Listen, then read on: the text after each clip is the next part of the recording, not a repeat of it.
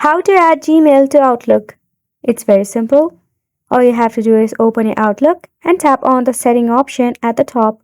Tap on Accounts, then select Email Accounts, and right here you will see the option of Add Account. Simply go ahead and tap on it. Right here, enter your Gmail account, then tap on Continue.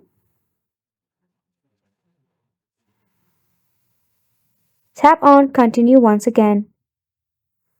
Select a browser and tap on Just Once. Then select your Gmail account.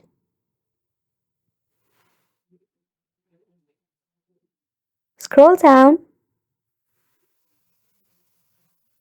and tap on Allow. Now simply tap on Open. Minimize your primary account in your left hand side and you will see that your secondary or your Gmail account is right here. Also, if you tap on the setting option, you will see in email account, your Gmail account has been added successfully. Isn't it simple? So go ahead and give it a try, and thank you so much for watching.